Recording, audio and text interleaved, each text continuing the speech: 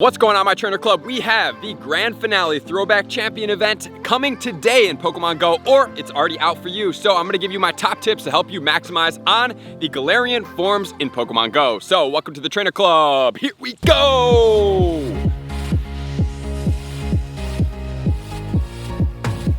Welcome back, everybody. Let me know in the comments below, are you excited to get on to the Throwback Champion Challenge part of the event? So this is going to be the 5th round of the event. The timing is going to go all the way from June 3rd at 1 p.m. local time all the way until June 8th, 1 p.m. local time. So you have 5 days to do as much as you possibly can in this regard. So it's going to include some things that we are going to cover in my top tips. And if you do want to see the complete research quest line that is going to be released, make sure to check out my video up here, or I will pin it in the comments below to make sure you guys know exactly what's coming. It is a little bit of a grind, and we are going to get a couple Pokemon in there. A Galarian form, Meowth.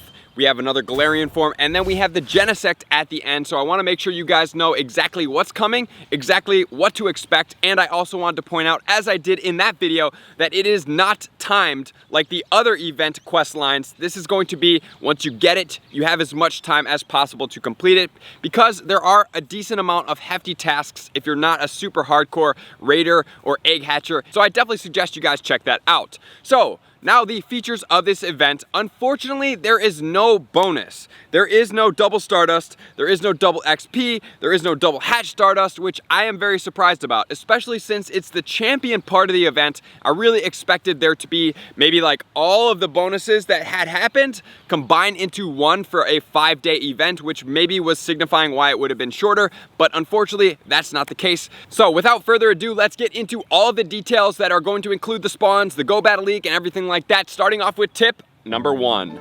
Tip number 1 is going to include the spawns of the event. So there are specific Pokemon that are going to be spawning more in the wild, which are going to include, we have Snivy, Tepig, and Oshawott. So this is a great time, number 1, to try to get a low attack, high defense stamina for each of these guys, because they have not had their community day moves come out yet. So I wouldn't suggest, if you do happen to get one, to evolve immediately, because they are going to get Frenzy Plant, Blast Burn, and Hydro Cannon at some point, unless they shake those moves up, which doesn't seem likely because all 4 of the other generations have gotten these.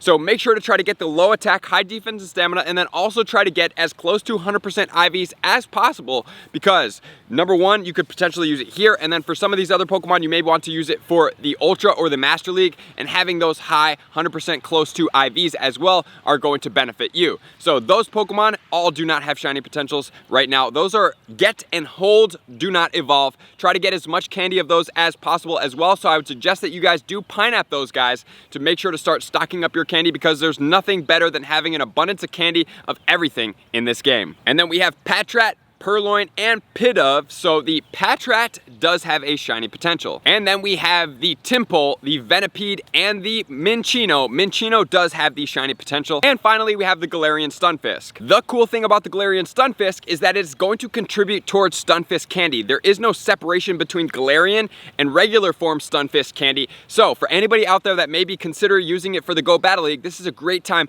to Pineapple every single Stunfisk you possibly can, especially since they're going to be spawning a little bit more. So getting that candy is a high priority of us, because it does do work in the Great League. And actually, the Galarian Stunfisk has become rank 3 in the Great League as far as the Go Battle League purposes. So this is going to be a fun Pokemon to get after, and since it's spawning in the wild, it gives us a high possibility to try to get a good one. We're going to want to drop the attack, keep the defense and stamina high on this Pokemon. Hopefully we will find one, and each of you will find one in the wild that is going to potentially use it. And the 100% IV that you are looking for in the wild is going to be a 0, 12, 15. So those are the spawns.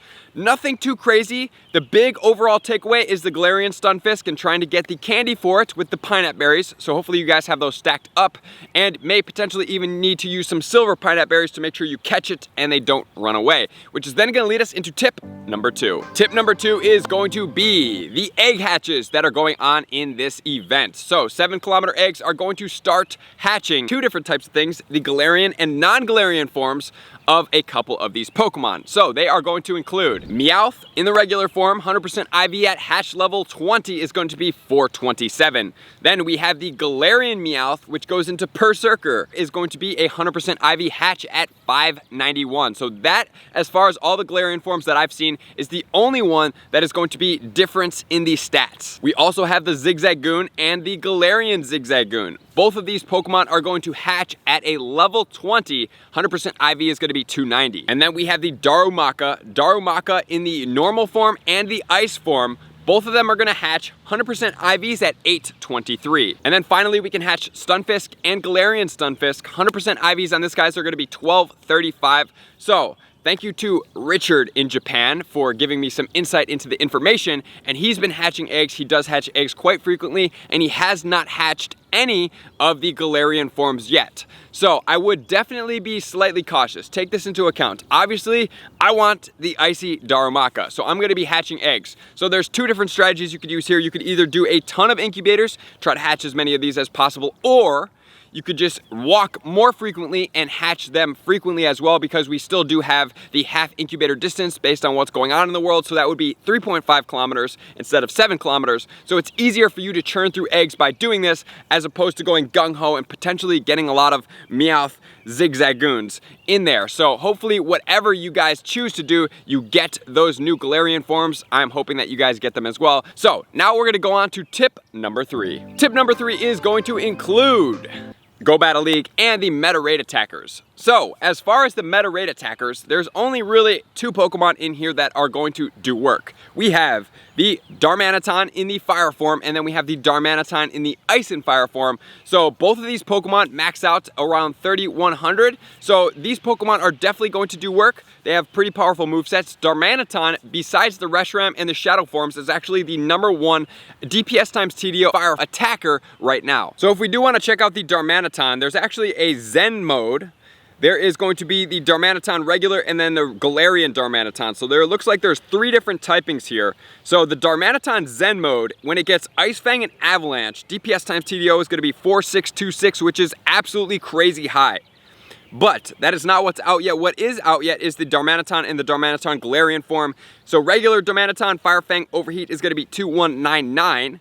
And we then also have the Galarian Darmanitan, which is going to be Ice Fang and Avalanche. Pretty good moveset, 2065. And actually, the Galarian Darmanitan with the Ice Fang Avalanche is going to rank above in the DPS times TDO than the Mamoswine, which is the current highest ice attacker in the game with Powder and Avalanche, which is 1889 for that one, in comparison to the Darmanitan, which is going to be 2056. So guys, it looks like the ice and the fire are going to be ruled over pretty much by the Darmanitan. So this Pokemon is not something to just poo-poo away. It's a very powerful Pokemon. So definitely take into account, try to hatch one. This one is going to be best served as a 100% IV, as a raid attacker for the ice. Obviously we have the Q-Ram coming out that's going to overtake it at some point or another. But as far as this right now, relevance-wise, it's a powerful Pokemon, so it may be something that you consider lucky trading to get it to where you want it to be with a lot less Stardust.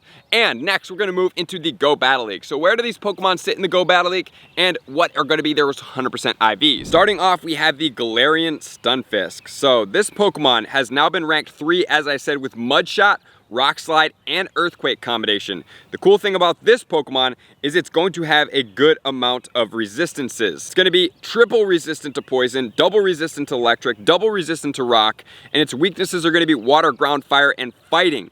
The 100% IV is going to be 0, 12, 15, and then in the Ultra League, it's actually going to be ranked 87 with a 100% IV. Next, we have the Zigzagoon, which goes into Lanoon, which we will check out, but then it also goes into Obstagoon. Obstagoon is actually a beast Pokemon. It's going to be ranked 32 with Counter, Night Slash, and Cross Chop. 100% IV on this Pokemon is going to be 0, 14, 15 in the Great League. And then in the Ultra League, it's going to be 4, 14, 15. And then actually in the Master League, it's going to rank 60 with a 100% IV. And obviously you can buddy boost that as well. Then we're going to check out the Berserker. Berserker in the Great League is going to be ranked 38 with Shadow Claw, Close Combat, and Foul Play. Beast moveset, 1, 15, 15 is going to be the 100% IV. And then in the Ultra League, it's going to be ranked 33 with a 100% IV, all 15s, and you can buddy boost it as well. So very powerful Pokemon. Next, we're going to check out the Galarian Lanoon in the Great League. Is going to be ranked 180. The Lanoon shines better than it actually in this one, but it does have Snarl, Body Slam, and Gunk Shot combination. 100% IV is going to be 0, 15, 14. And then finally, if we do want to check out the Darmanitan, in the Ultra League, it's going to be 249 for the Standard and 257 for the Ice. And then in the Master League, at rank 118 is going to be the Galarian Ice Fang, Avalanche, and Superpower. All 100% IVs obviously on this one. And then we have the standard Darmanitan with Fire Fang, Rock Slide, and Overheat. So that's where those Pokemon are going to sit in the Go Battle League. If you guys decide to start using these Pokemon, definitely get after them. Like I said, Stunfisk in the wild, spawning a little bit more frequently, using your Pineapple Berries is a huge plus. So as far as the tips go, that's gonna do it, guys. I really appreciate you guys for being here. We only have top 3 tips right now because there's no bonuses, nothing else too crazy going on. We actually have Raid Hour tonight, so definitely stay after the Reshurams in Pokemon Go because they are the #1 fire attacker, followed by a lot of Shadow Pokemon in there as well, which Shadow Entei is actually #1, but I'm not gonna include it because not all of us have gotten good Shadow Enteis, and then we'll have the Shadows underneath it as far as the Moltres goes, and then we have the Darmanitan in the fire form. So guys, take this in, have fun, make sure to complete your research, make sure to keep after it, make sure to take these Pokemon that are relevant to your teams, always try to search out for good ones, even if you don't PvP right now, at some point you may choose to, so you're going to need good IVs for those. Don't be like me and sleep on them and now you're trying to catch up. So thank you guys for tuning in, all my likers, commenters, subscribers, Patreon members, everybody who takes their support, subscription, and participation to the next level. I'm gonna see you guys out on that next video. Peace! I just want to take a moment and sincerely thank all of my Patreon members, everybody that has taken their subscription to the next level and chosen to support me on this platform. I greatly appreciate you guys. As a growing channel and really trying to grow and improve as much as I possibly can, I really appreciate the extra support. You guys mean the absolute world to me. I cannot wait to connect with you soon, and I appreciate you guys all for being a part of the Trainer Club. I will see you guys out on that next video.